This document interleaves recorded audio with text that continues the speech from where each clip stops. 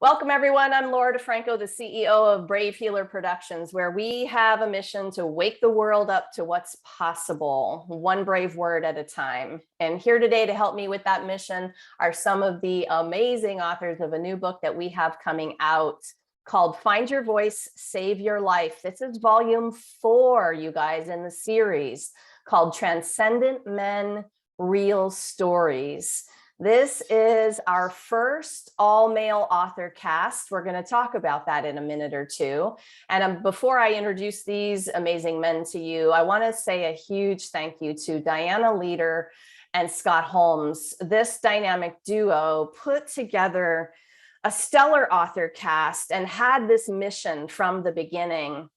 Diana, not only your big mission with the book series, but this particular book. And I remember us talking way back when about this. And I'm just so excited that it's here and that we made it happen. So thank you. We would not be here without you guys and your vision for what this is. So, hey guys, how's it going? Thanks for being here. Doing well. Thank you, Laura. Great to be here. Thanks for having us. I am so happy to have you guys. I'm going to make you rush to that mute button, right? I know you weren't expecting me to say that. I have Mark J Platten with me. He is the founder of Integral Human Initiative, where he helps develop the complete human through the physical, mental, emotional, and spiritual dimensions via courses, ceremonies, sacred trips, and books to guide you on the journey to your most sacred self. Dan Gorbunow, did I get that last name right? I hope so. You can correct me later, is an award-winning author of the upcoming book, The 7 Secrets of Men's Spirituality, transformational coach, professional speaker, and founder of a nonprofit dedicated to spirit-based recovery, which is the Seven Feathers Society. I'm going to tell you guys a secret about that in just a moment. And Scott Bell is a cyclist who is a certified transformational life coach and workshop leader for people who know they want to change but haven't been able to attain it. Yeah, we have some powerful guys in this Zoom room with me today. I can't wait to share what they've been writing about. So, Mark, you're going to start this party. Tell us about the chapter that you wrote for this book. Sure. Thanks, Laura. So my chapter was chapter 15. It's called When Your Soul Calls, Following the Thread to Your Life's Purpose. So this is an interesting story. I mean, it's always interesting because this is, I think, the third or so book that I've done with you. And it's always interesting to find that chapter that's calling to you. What is that story that wants to be told? And especially around men's work, since this is the first all men's book. And I have a really special place in my heart and soul around men's work. I've been doing men's work, leading men's work for almost 20 years now, and in different dimensions of that. And so what came to me with this particular story is it was interesting. I started a men's group for a church. Well, actually, I started a PhD program in men's work and men's divinity almost 20 years ago now. And in that process, I'm from Colorado Springs, Colorado. And in that process, of the PhD work, I was interviewing groups of men around the state and reading every men's book, which weren't too many that I could get a hold of, to find out what this thing called men's work was.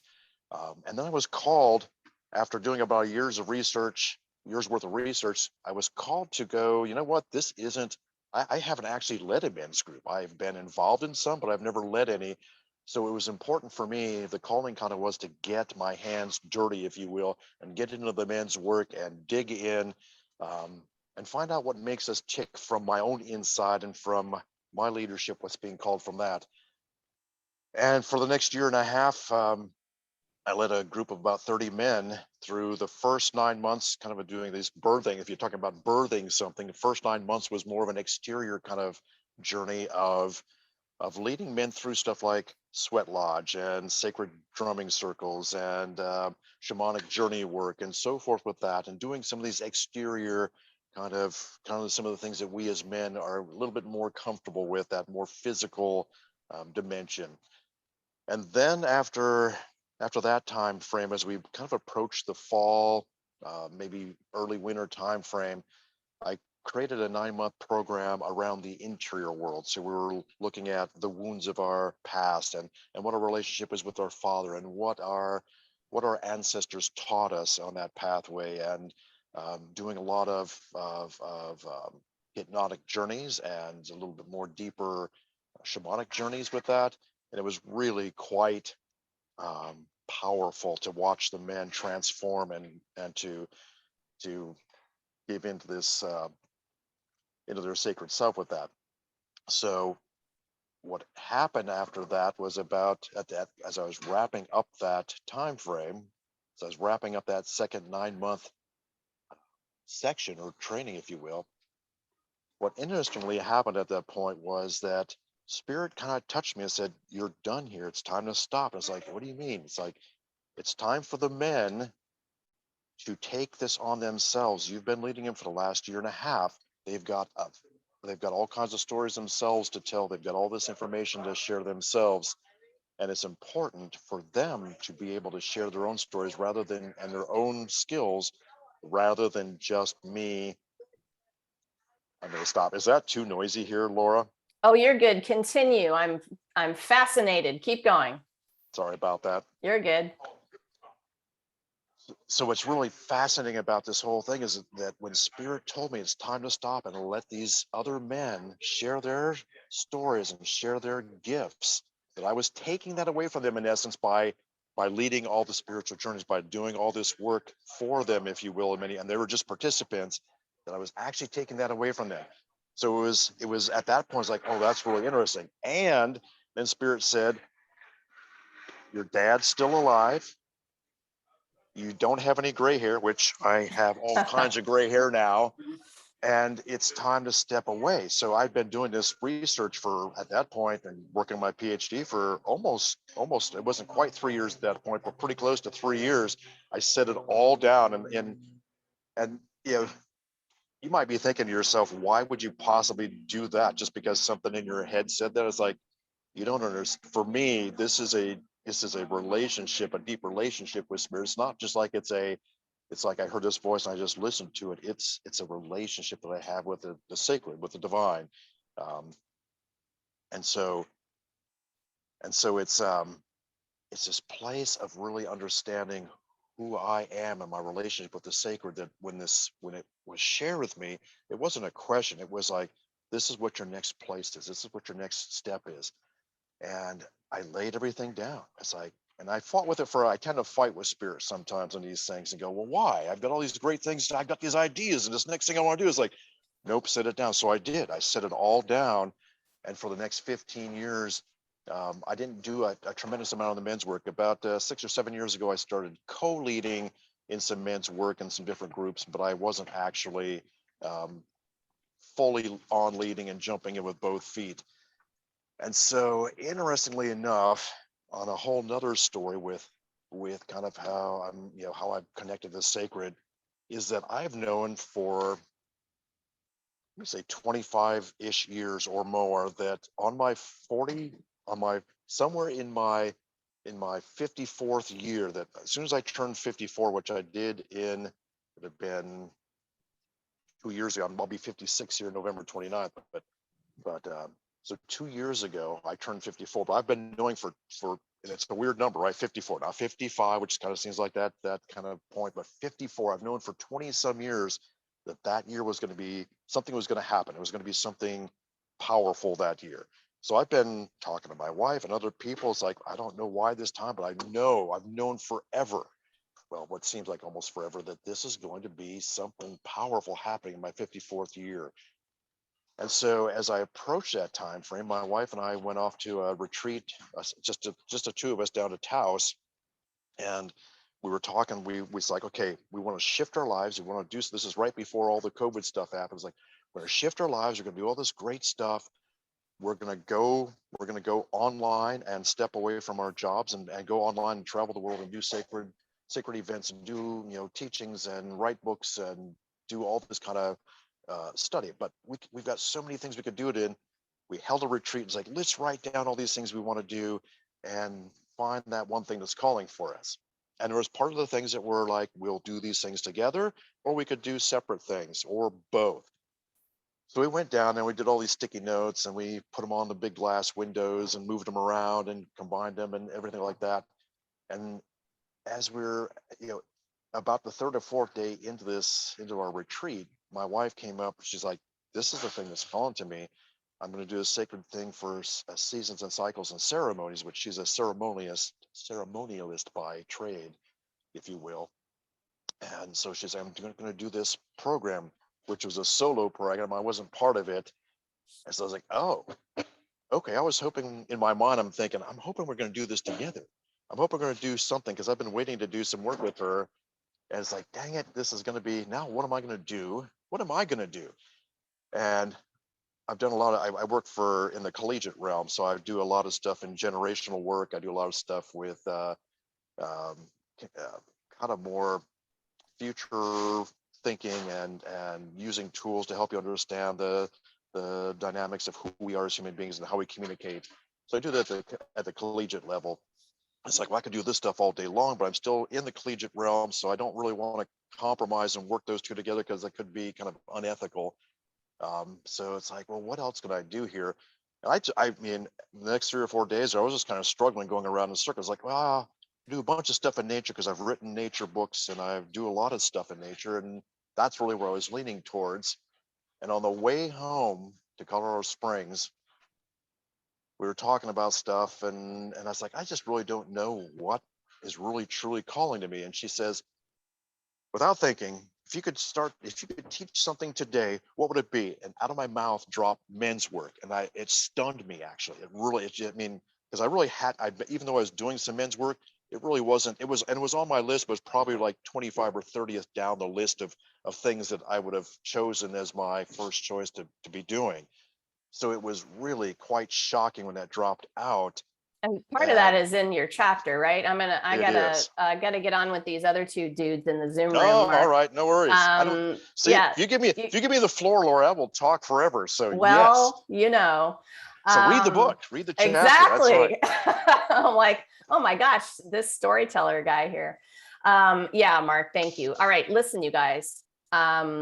These stories are powerful, and I'm talking to our listeners right now, our viewers, and there's lifetimes worth of wisdom in what they've been through. So obviously you can tell that Mark has a couple of moments under his belt and a lot more to tell you. So I cannot wait to share these chapters. But let's give Dan a couple of minutes here to talk about his chapter. And I have kind of something special that I wanted to talk about, because this particular book is going to be only the second project where Grayfuller Productions is partnering with our lead authors to give back. I'm so happy and proud of the company, the people, the community, and it's so excited that we get to do this with your book. And Dan is going to talk a little bit about his organization. Will be donating 10% of first quarter royalties to Seven Feathers Society. I had to look up my notes. Dan, first, tell us a little bit about your chapter, and then please don't forget to tell us a little bit about the organization too. For sure. Well, first of all, thank you so much, Laura. I just feel totally blessed and in alignment with the mission of your publishing and this book, and just all the energy that we're pouring into this as men, and how well it aligns with the nonprofit. So I'll just sort of jump into my chapter first. And, thinking about it, when I first was invited into this project, my first thought was, well, if I were to make a statement as a guy doing a lot of work in community and healing work with men and transformational coaching, what topic would I find in myself that I think would have maybe the most strategic impact on other men or people wanting to learn about, guys, and what we do, what I've done to transcend. And I just thought of that invitation through that one word. And I rested on the idea that in order to heal, in order to be of genuine service to others in life, we're going to have to transcend our own circumstances. And then I went inside myself and said, well, what's the pivotal moment that I would share, and what is it that I want to bring out of that? And it is basically a story in which I had to confront my own dynamic And I don't think there's anyone out there who is offering health, transformation, or wellness that hasn't had an intense journey. So I simply chose to take like that moment in my own journey and say, well, yeah, how did I get here? And what's my point where I switched from more of a dysfunctional and unconscious pattern in my life into activating, my best self. And then that took me right into just a very painful period of my life where everything was on the line. I was being absolutely crunched externally and internally, just dealing with a lot of loss. I was disconnected to my firstborn son in the midst of very difficult legal and interpersonal challenges. And out of that very dark night of the soul emerged wisdom and emerged understanding. And I was fortunate to encounter, what Mark was talking about earlier in men's work, as it's sometimes called. I'd say men's works would be more accurate because there isn't exactly any one thing about that. But the pioneer work of Robert Bly in encountering Iron John and transformational work through archetypal psychology and mythology. And that was such a key moment for me. That really was the doorway I walked through. And where it brought me to was understanding how all the stuff that I was bringing into life, for good, bad, or otherwise, was something rooted inside of me that if I don't address, may be taking my life and my impact on others in less than ideal ways.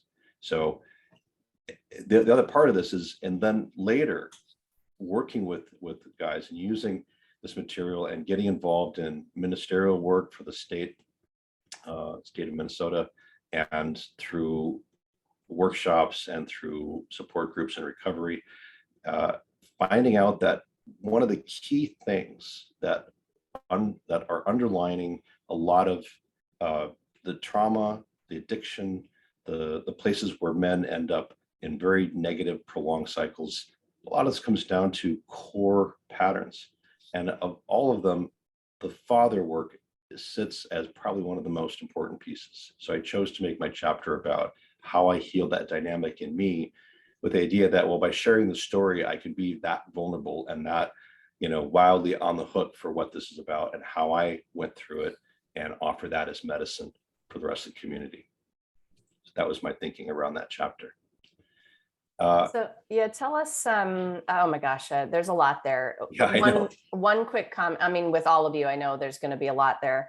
One quick comment is when you said father work, that's my work as a woman too, was father work. And it's not always mother work. You hear the mother thing so often that, I don't know, just in my world, it was really more about the other relationship. So I appreciate you saying that, but I want to hear a little bit about the organization, because then you moved on to helping men through some of this stuff. Tell us about that. Yeah, well, yeah. So what happened was, I started off on a path of having been invited into the mental health system to provide ceremonial support in the Native American community. It's just another piece of this is I'm, recognized as a spiritual co-leader in the Anishinaabe tradition. And there's a whole story about that. That would probably be another book, another chapter. But as a result of that, I ended up in a place where I had something to offer, and the people in the staff noticing that those prayer services were going well, and it was increasingly participated by more and more people, not just people who identified as Native or interested in that stuff, but just everybody, people from all walks of life, all faiths, wanted to be a part of that prayer service. And so I took that opportunity to just offer more and more, just stepping outside of tradition and going into the different teachings that helped me in my recovery and in my healing.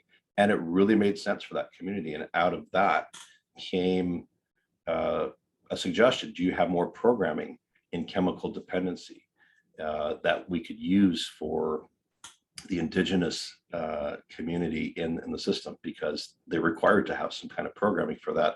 Honestly, what they were offering wasn't sticking. And so I said, yeah, I have this stuff that I've been working on. It was the 7 feathers, and it was a system of internal progression through your relationships to heal, mend, and address those vital heart-to-heart centers in life, starting with yourself and going out. It's just that simple. And so I did it, and then that was very successful, and it just has continued. And eventually, for the past 10 years, really wanting to see that grow out of the small incubation chamber of the state mental health system and these programs into the wider world. And about 8 years ago, I offered the premier program in there, which we call the Warrior Healing Circle, and offered that in men's residential treatment centers and also men's community centers, and even just related, activities out abroad. And it's been going very well. And just wanting to basically, create a vehicle by which resources and ideas and people can be brought together to expand that mission of spirit-based recovery, of transformational wellness, and especially to make these very beautiful concepts that have impacted me and others, and bring those resources to people who might not otherwise have access to it, because the cultural opportunity isn't there. The mindset or the consciousness isn't including these other things. And there's no reason, therefore, to think that people who, just because of their economic status or social status, should have access to a lot of this great teaching, in-depth work, transformational work, like a lot of the guys here are offering, and a lot of the men are offering in this book. So that created it. I started the nonprofit last year, and we've been growing ever since. Fantastic. And again, I'm so excited and happy to be giving back. And if you're watching this, when the book hits Amazon, please think about that purchase that you're making in terms of the fact that it is going to help this organization and all of the people that Dan and his team serve. So just awesome, Dan. Thank you. All right, Scott, we got to hear about your chapter. Tell us everything. Yeah, my chapter is 19. It's, what is it? Cycling to a New You, discovering, if I remember right, who you are 1 mile at a time. And really, it's just simply my journey from really who I was before, through depression, not knowing who I was, just living a life that I thought was good and fulfilling, and coming to find out that it really wasn't. And I set out on a journey around the perimeter of the United States on my bicycle. And through that 12,000 plus mile ride, I learned to finally discover myself and who I was, and realized really that there's just so much disconnection, especially with men out there, and who they are and what they're expected to be in their lives. And I waffled back and forth a lot about writing a book. I started one once, and when I heard through James in another chapter and talked to Scott Holmes about this book and Diana, it was like, this is it. This is kind of the way to bring forth like my transformational journey, and to be able to be a part of this group with all these stories of these guys showing how they changed and who they are and where they came from and where they are now. It's just truly amazing for me to be able to be a part of that, and to be able to share in who I was and what worked for me. And as you can see over my shoulder here, there's, one of my modalities right there is the bicycle. And I come from a military background, and a lot of guys I know can't sit and meditate or can't do those kind of traditional things. And I hear, when I get up and talk to people about cycling and the trip, and I ask them why they ride, and a lot of them just say, cycling is my meditation. But it's like having a hammer. And Dan and I were talking about, building a house one nail at a time before the call. If you don't know what you're doing with it, though, you can hit all you want with the hammer and you're not going to get the house built. And so I found for myself that I want to bring cycling, and just with my life partner, Kelly, we do relationship coaching too. And it's just communication and getting in touch with self. and learning how to build yourself up, because from yourself is the foundation. And from there, everything else is possible. I like giving people ideas about the M word, meditation, because it doesn't have to be sitting on a pillow for an hour with your legs Right. crossed, chanting, yeah, it can be the bike. For me, it was running, and then martial arts was part of Yeah. how I did it. And now writing is my meditation. It can be active. Yes, it can. And people hear those things like runner's high, and that's actually part of meditation. They just don't understand it or haven't put those little pieces together. But once you do, it is truly transformational type of thing. Yeah. I thought a lot about you as I read your chapter. My sister did a cycling trip from on the West Coast from they flew the bikes all the way up to the top of the US Canadian border and then rode their way back. And I remember some of the things that she told me in the journey of it. And I want to ask you too, like, I don't know if you really know what you're signing up for before you get started, right? It's so much bigger than a bike ride. Yeah, it is. It's absolutely, you get up every morning, and it's kind of like life, you don't know what's going to happen. You don't know what the road's going to put in front of you, what obstacles will be there, what the weather is, what the winds are going to be like. But you get up, you get on the saddle, and you start pedaling, you moving forward, and you can either stay in one place or you can, keep going. And it's just every mile for me is a mile of discovery. Yeah, awesome. Everyone needs adventures. Those are all self-discovery journeys, which, I'm running in a crowd who understands why that's cool. Yeah. So I like that. Scott, thank you. I have a next question for all of you guys, and I've heard a little bit of answers to this next question, but I'll be curious to see what you got for me today. Dan, I'm going to start with you on this one. What does it even mean to be a transcendent man? Ooh, To you? yeah. For me, transcendence is about taking full responsibility for your reality. And that begins by transcending your own internal barriers and limitations and stop the cycle of projecting your needs, desires, and limitations onto the world, and just completely own it. When you totally take ownership of your life, including what's difficult, you're able then to use that energy that you free up to fuel your dream, ignite your passion, and follow your spirit. And that allows you to transcend basically yourself. And whatever you were given as a child, whatever you're given in life, it's up to you to decide what you're going to do with it. That's what it means to me. I like that answer. Scott and Mark aren't going to want to go after that answer. I have a feeling. All right, but okay, with these questions, I realize it's sometimes fun to go first and not second or third. But Scott, what do you want to add to what Dan said about that? And what does it mean to you? Yeah, it's all about, for me, just changing perspective every day. I really balked at the idea of being a transcendent man or anything like that. And the more I talked to these wonderful men in this group, when we had our group calls before the book, and just learning that every day, waking up and learning to grow in some new way and changing my perspective every day is a form of transcendence. And so it's just a matter of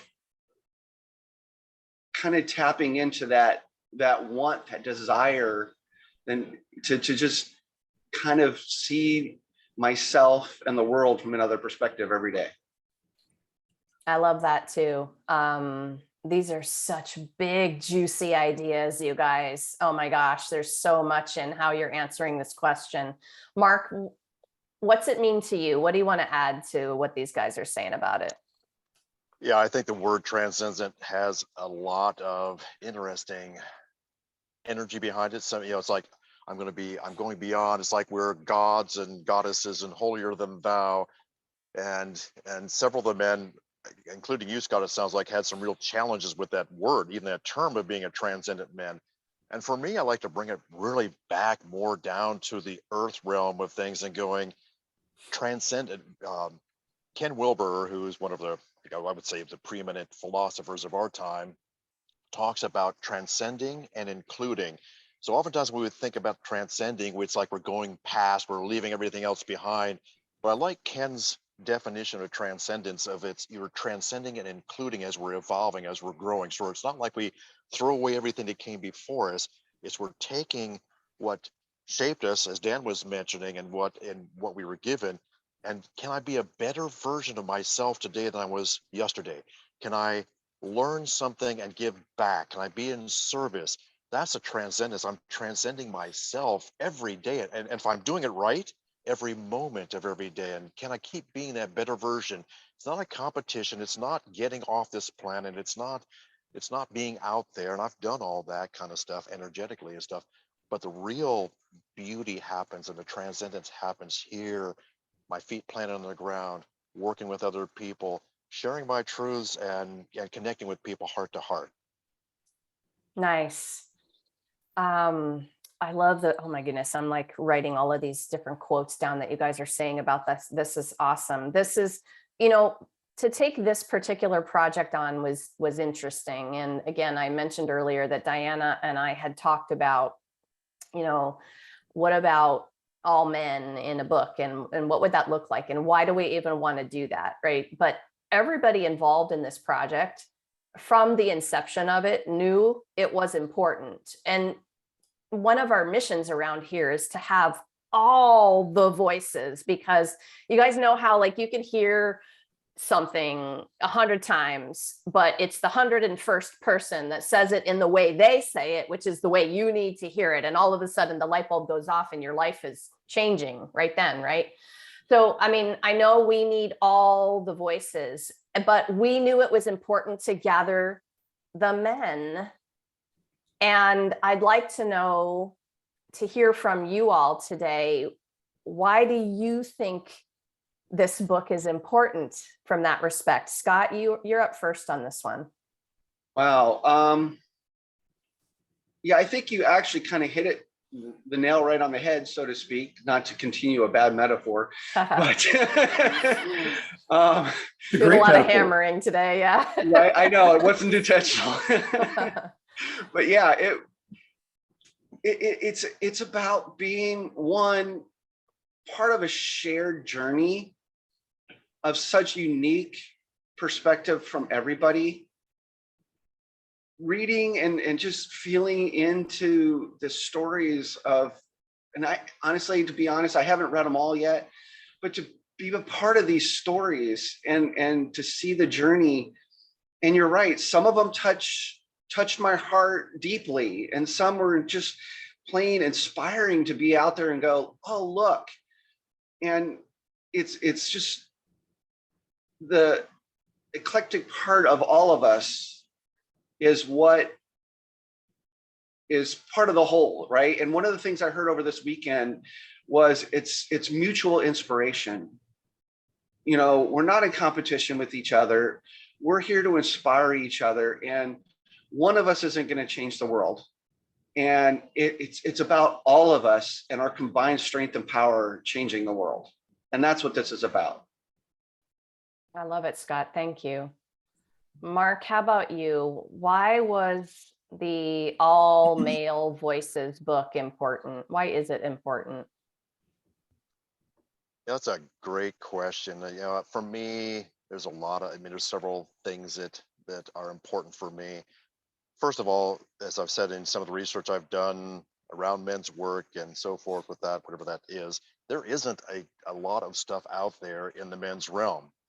And oftentimes, if it is out there, I love the Iron John work. It's great archetypical work. It's great, some really great tools in there. Some of the other,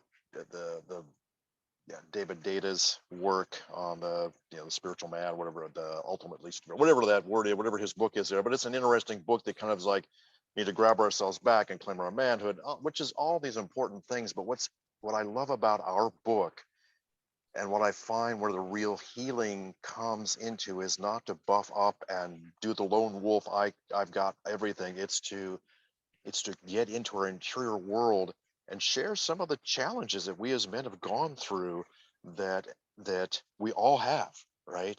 And it's this thing of I think in our society being told, certainly our generation of the three of us on this call, that that we're supposed to be able to do everything by ourselves and don't shed a tear and don't have emotions and do things perfectly, and and we know we can't, so we know we fail even though we're trying to project in the outside world sometimes that we're all these things. The interior world can be a mess and a shambles and just this painful place that we don't feel like we can share those truths of our pains because we'll be less than or not part of the pack anymore. And so for me, what I really cherish about this book is that the men in the book really laid their hearts out there and some of their pains out there and some of their this transcendence or transformational self. We put our hearts out there. We put some of our past out there, and some of them were really went open. Which then, from everything I've worked with men on, we think that's going to be the weakness, but it ends up being that incredible strength and gives other men permission to go, wow, that is so. There's such strength in sharing our vulnerability that it's the antithesis of what we've always been told, is like we share a weakness and then they're going to take advantage of that weakness or that pain. And instead, what I consistently find is that when we share those truths, when we share some of our struggles, it gives other people that permission to lean in and go, wow, thank you. And I felt that way too. I thought I was the only one who felt that way. And all of a sudden, instead of making each other less for all those truths that we're sharing, we hold each other up and we go, wow, thank you, brother, for sharing your truth there, because it makes me a better man and it makes me be willing to bring forth some of my own shadow parts I've been holding inside there. So for me, it's a powerful book of truths and vulnerabilities that I can't think of a single other men's book out there that does it in the way that we've done it here. So that's what the importance of it is for me. Thank you, Mark. This is exciting. Listening to Mark is it just making me more excited about the way we're showing up in the world.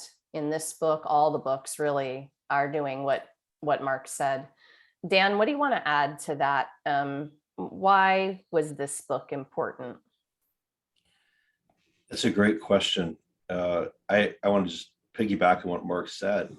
In my experience, once men step out of isolation and let go of the heavy mask that men wear that keep their emotions, keep their interior life, keep their spirituality, their dreams, and all that's riveted down, and they get stuck there for a long time. And when they get permission, as Mark said, to take that off and express themselves fully, it's amazing how much not only energy this man will reclaim for himself, but how much greater rapport and support men are able to share. And there's a great yearning and desire for men to connect to each other in a healthy way. There's a great freedom that happens that you can only get when you let down your guard and allow yourself to feel and connect in healthy, positive ways with other men. And that opens up then the possibility you can have it with everything else in your life. So we have to sort of start with the man, and helping him to access his emotional core, his spirit, and then he can do it with other men. And then by extension, it goes into his family, into the world. It's really beautiful to watch. And I think it's really important that this book is here now, because one of the things that men metabolize in the course of their whole life is that there's something wrong with me because I'm a man. There's something he might interpret, I might interpret that projection from culture that I'm either an evil, greedy capitalist, I'm a predator, I'm this, I'm that, I'm not safe. And that just pushes his own hurt, his own trauma deeper and deeper in, and he gets really lost in there.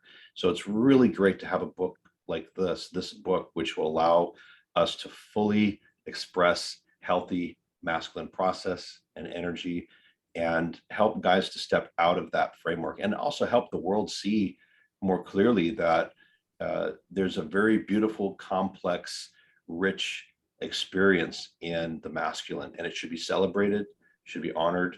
And I think every one of us is, I mean, I and others I've talked to so far in this journey, we have that part of culture that we're also trying to break through, because culture puts something on us that we also have to work through. And the reality is most guys walking on the planet are struggling to try to find their way like anybody, and they need support to do that.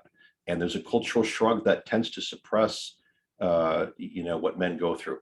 Men's pain is not very easily talked about, not by a man, not by his family, not by society. So we need to go there if we're going to heal the dynamics. If we don't like, for example, the dynamics of masculine energy or patriarchy, or all those things that are actually inhibiting to a man, because they tell him that there's something inherently wrong with him, that there's something wrong with him and he needs to sort of like apologize, or it adds to his shame, actually. And we need to heal that language if we're going to break through. And I heard the word communication earlier, right?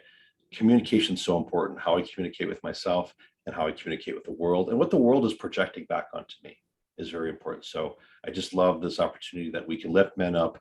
And I made that decision myself a long time ago, that of all the things I can do with my life, that one of the most important things would be to put the healthy man back into the center of focus. Because when you empower a man to be all he can be, spiritually, emotionally, physically, and hold on to the essence of who he is and bring that forward, then the world's going to be transformed. He's going to transform his family, he's going to transform his community. And that's who I want to support. I want to support that in you here, you authors, and in me and in others who might be reading this. Oh man, men, I tell you. Good stuff. There's literally so much I want to say about everything you all just said. This is so important. This is big potato stuff. This is transformational, profound, deep stuff. And if you're listening, I hope you're feeling the goosebumps like I am about it. We take on not such a small task here in doing this kind of work. And I greatly appreciate all of you. Mark sent me a little message a week ago or so, and he said, I think it'll be important for you and your daughter to be surrounded by men of integrity. And we have been going through something pretty intense. And that is giving me goosebumps. So thanks for that, Mark. And, here you all are today. For me, here you all are, all of you authors in this book, here for me and for everyone. And this is men's work, but guess what? It's women's work too. It's work of healing. So it's going to affect everybody. And that is such a cool thing. It is such an important thing. So I just want to say thank you, authors. Thank you so much for what you do in the world and for being here to share it today. Thanks, guys. Thank you, Laura, for offering this great opportunity for us to share our stories. Appreciate being here. It's been wonderful being a part of this whole journey with you, with the other guys. I can't wait to see, all the benefits from it for everybody that reads this, and just how it touches their hearts. Yes, same. All right. So directly to our listeners now, our viewers today, you may have heard something today that just sparked a light. So I want you to just scroll down into the show notes, because I have all these gentlemen linked up with their websites. They are up to some amazing things in the world. You have heard some of it today. So take a little step and explore. Go look at the websites. They have so many generous offerings. Take the next step. Take some action about connecting with these men and what they're doing. It's going to be really a life-changing experience to start the journeys with these authors. And where else? What other book can you rub elbows with the authors and really take those steps for yourself. So please drop down and explore their sites, explore the Seven Feathers Society, and learn about what Dan is doing in the nonprofit. We're going to be giving back with book sales.